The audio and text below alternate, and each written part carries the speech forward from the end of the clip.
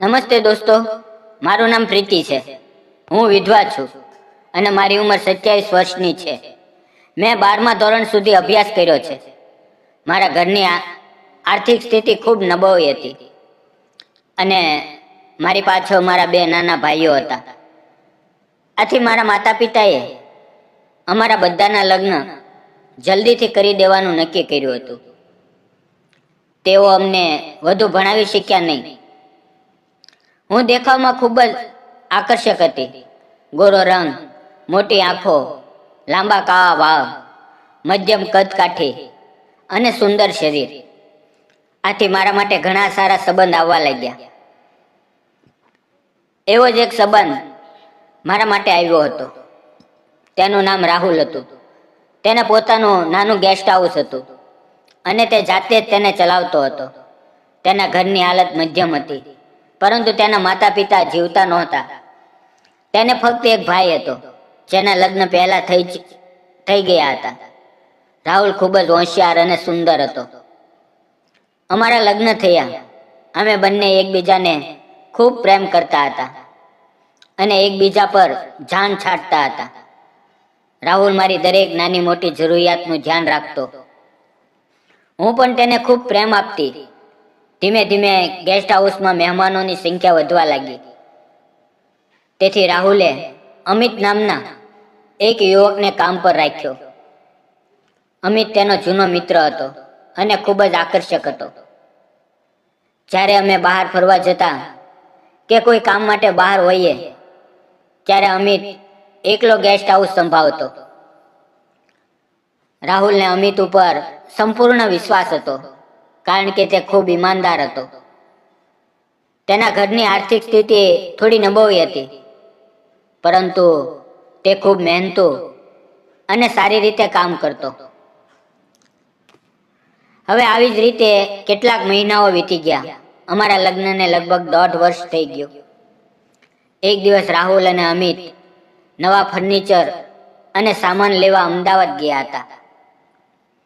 તે દિવસે રાત્રે ખૂબ વરસાદ પડી રહ્યો હતો અને રસ્તા પર અંધારું હતું. તે જ સમયે તેમની કારનો અકસ્માત થયો.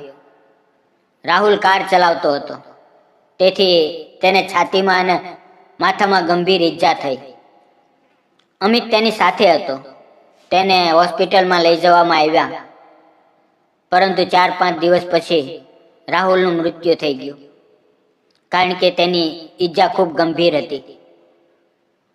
મારે કોઈ સંતાન નહોતું. હું શું કરું, કંઈ સમજાતું નહોતું.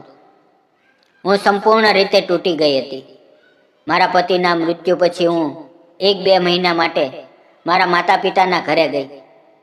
તેમણે મને ખૂબ સમજાવવાનો પ્રયાસ કર્યો, પરંતુ મારે શું કરવું તે સમજાતું નહોતું.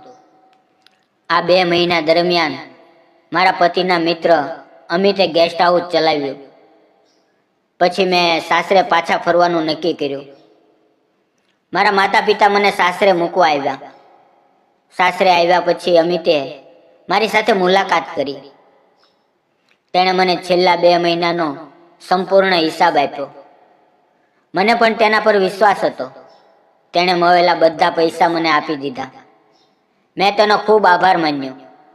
મારું ભણતર વધુ નહોતું, તેથી મને ગેસ્ટ હાઉસનો વ્યવહાર સમજાતો નહોતો. મેં અમિતને કહ્યું કે હવેથી તારે ગેસ્ટ હાઉસ સંભાળવું પડશે. હું તારો પગાર પણ વધારી દઈશ. ગેસ્ટ હાઉસની પાછળ મારું ઘર હતું. હું ઘરમાં એકલી રહેતી હતી. એકલી રહેવાને કારણે મને એવું લાગવા લાગ્યું હતું કે પતિ સાથે વિતાવેલી દરેક પળ અને તેનો પ્રેમ મને યાદ આવતો. રાત્રે મને ઊંઘ નહોતી આવતી. હું હંમેશા તેના વિશે જ વિચારતી રહેતી.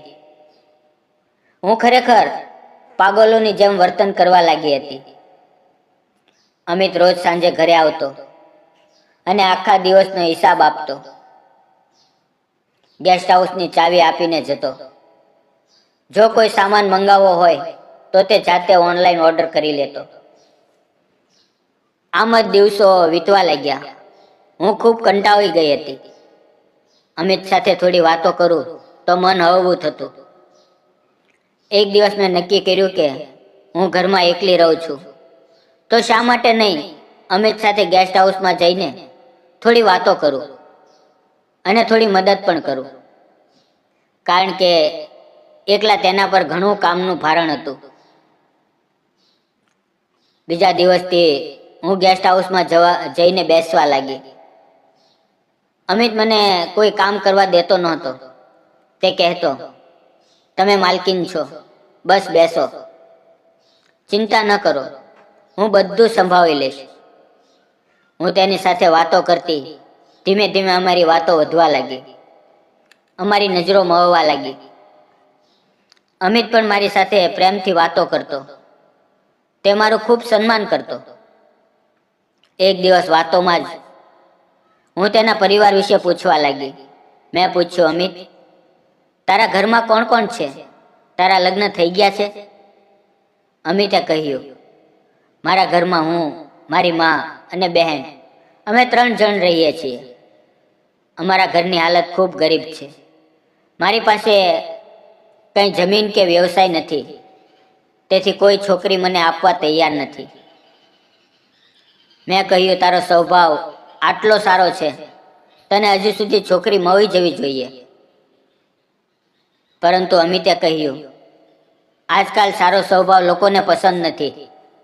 લોકોને પૈસા, મકાન કે સ્થિર નોકરી જોઈએ.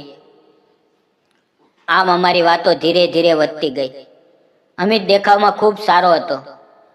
તેની સાથે વાતો કરીને હું મારા પતિના દુઃખમાંથી બહાર નીકળવા લાગી. હવે હું થોડી થોડી પહેલા જેવી થવા લાગી હતી.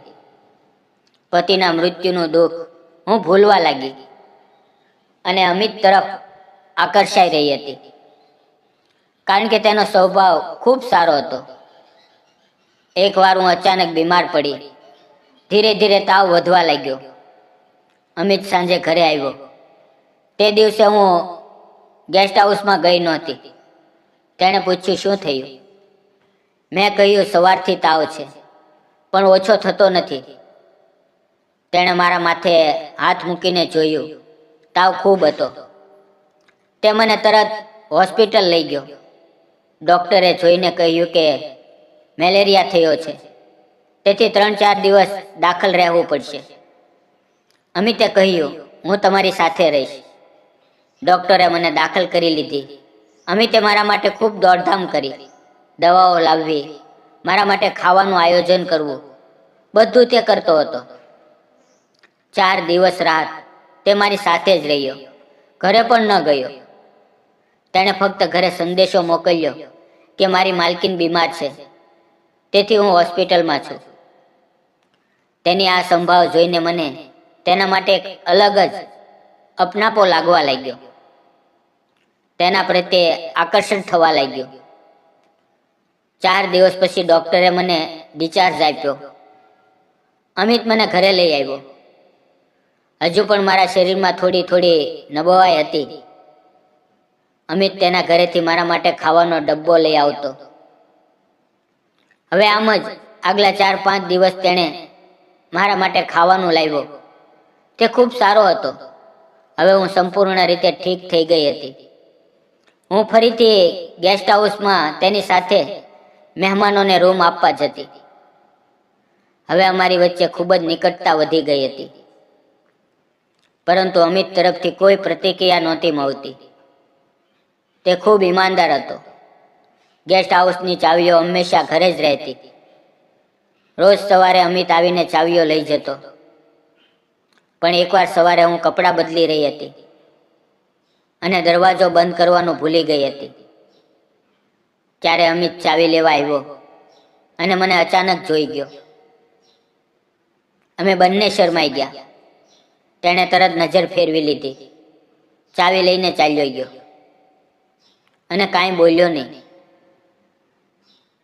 મને અમિત પહેલેથી જ પસંદ હતો, પરંતુ હવે તેની સામે જવામાં શરમ આવવા લાગી. આથી તે દિવસે હું ગેસ્ટ હાઉસ ગઈ નહીં. તે એકલો જ કામ કરતો રહ્યો.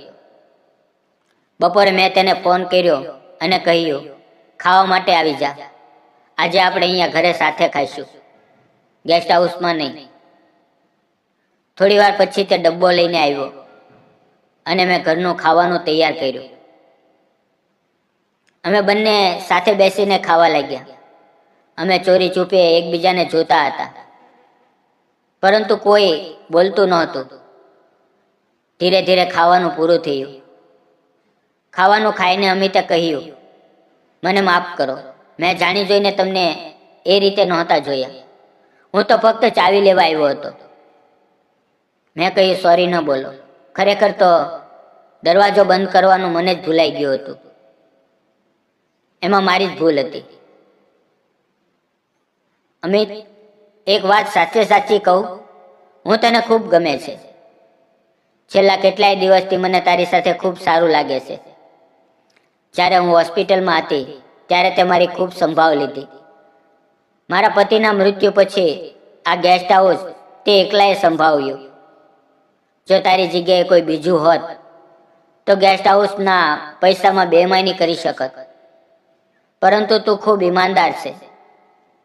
મારા પતિ નથી એ જાણીને કોઈ બીજું હોત તો મારી સાથે ખોટું વર્તન કરી શકત, પરંતુ તે એવું ન કર્યું. મારે તને એક વાત કહેવી છે. તું મને ખૂબ ગમે છે. હું તારી સાથે જીવન વિતાવવા માંગુ છું. પરંતુ અમિત કંઈ બોલ્યો નહીં અને મને કોઈ પ્રતિક્રિયા ન આપી. તે ચાલ્યો ગયો. મને સમજાતું નહોતું કે શું કરું. શું હું ખોટું તો નથી કરતી? ધીરે ધીરે સાંજના 7 વાગ્યા. 7 વાગ્યે ગેસ્ટ હાઉસ બંધ થાય છે. અમિત ચાવી આપવા આવ્યો, પરંતુ દરવાજો થોડો ખુલ્લો હતો, તેથી તે હોલમાં આવી ગયો. તેને હું દેખાય નહીં તો તે મને શોધતો શોધતો મારા બેડરૂમ પાસે આવી ગયો. હું એમ જ પડીને પંખા તરફ જોઈ રહી હતી. મને બિલકુલ ખ્યાલ નહોતો કે તે આવી ગયો છે. તેણે મને અવાજ આપ્યો. મેં તેની તરફ જોયું અને કહ્યું, અમિત. અમિત, હું જે વર્તન કરું છું એ ખોટું હતું, પરંતુ શું કરું, મને તારી સાથે ખૂબ સારું લાગે છે. અમિતે મારો હાથ પોતાના હાથમાં લીધો અને કહ્યું, તમારા પતિ એટલે કે રાહુલ મારા ખૂબ સારા મિત્ર હતા. તમે મને પસંદ કરો છો એ સાચું છે, અને મને પણ તમે ખૂબ ગમો છો, પરંતુ મારા મિત્રને આ રીતે દગો આપવો મને યોગ્ય નથી લાગતું. મેં કહ્યું, મારા પતિ પછી જો કોઈએ ખરેખર મારી ચિંતા કરી હોય તો તે ફક્ત તે જ કરી છે. જો તારી જગ્યાએ કોઈ બીજું હોત અને મારી સાથે ખોટું કરત તો તને કેવું લાગત? આમ કહેતા કહેતા અમે એકબીજાને સમય આપવા લાગ્યા. અમે એકબીજાને વધુ સારી રીતે જાણવા લાગ્યા.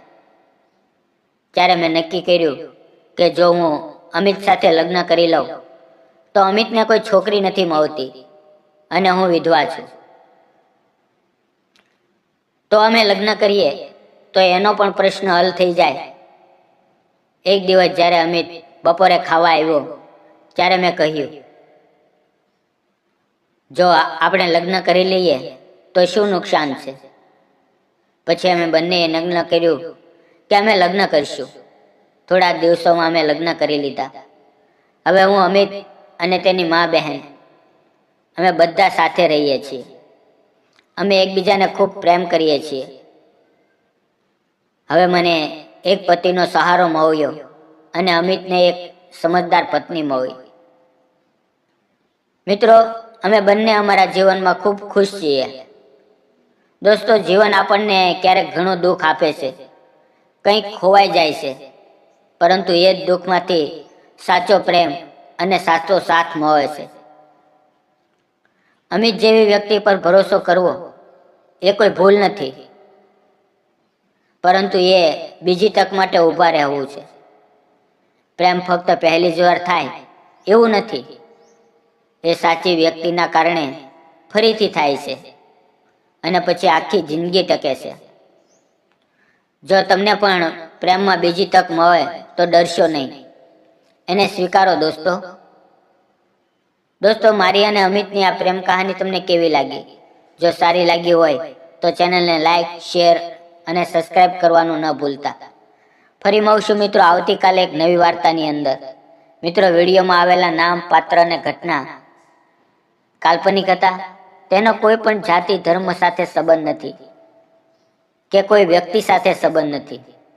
આ વિડીયો માત્ર શૈક્ષણિક અને મનોરંજનના હેતુથી બનાવવામાં આવ્યો હતો.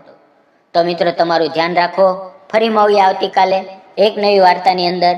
ત્યાં સુધી આવજો.